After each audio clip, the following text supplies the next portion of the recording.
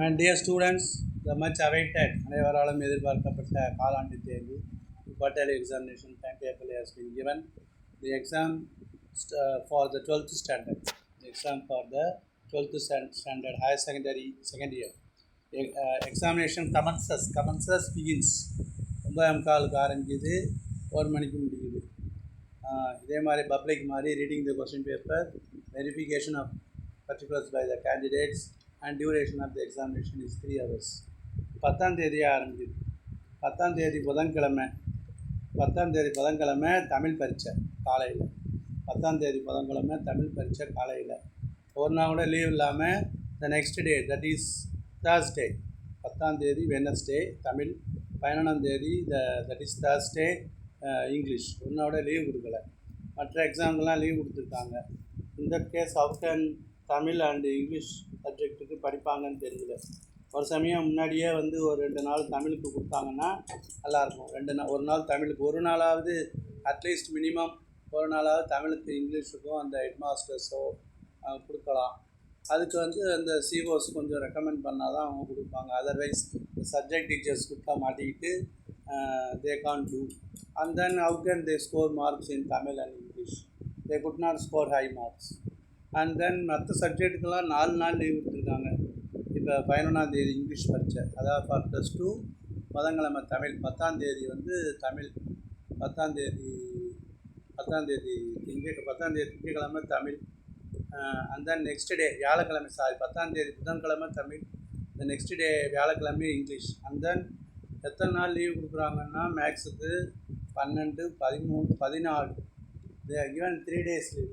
3 நாள் லீவ் கொடுத்து மேக்ஸ் வைக்கிறாங்க. அப்போது மேக்ஸுக்கு மட்டும் 3 நாள் லீவு, மற்ற Tamil இங்கிலீஷுக்கெல்லாம் they won't give holidays.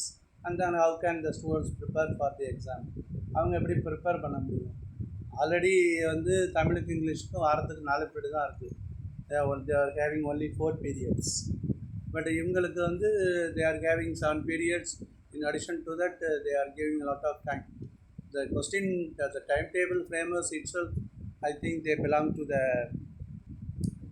subjects. So they are framing the timetable like this.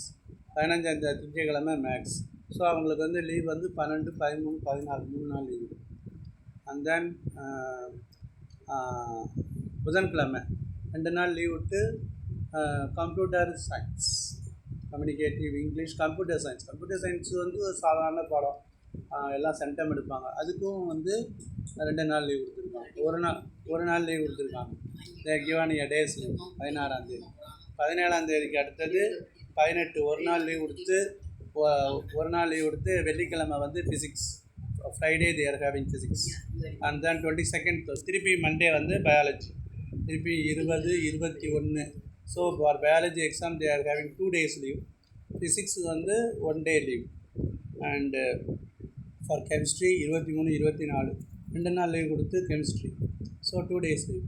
So this is the time table. The exam begins for +2 10th. 10ஆம் தேதி புதன்கிழமை ஆரம்பிக்குது Tamil. The next day it self மறுநாளே 11ஆம் தேதி வியாழக்கிழமை இங்கிலீஷ். 15ஆம் தேதி 2 நாள் லீவ் கொடுத்து 12, 13, 14 3 நாள் லீவ் கொடுத்து திங்கட்கிழமை மேக்ஸ். 17ஆம் தேதி புதன்கிழமை கம்ப்யூட்டர் சயின்ஸ். 19ஆம் தேதி ஒரு நாள் லீவ் கொடுத்து ஃபிசிக்ஸ் ஃப்ரைடே. 22ஆம் தேதி பயாலஜி. 25ஆம் தேதி chemistry. That is the time table for the 12th standard.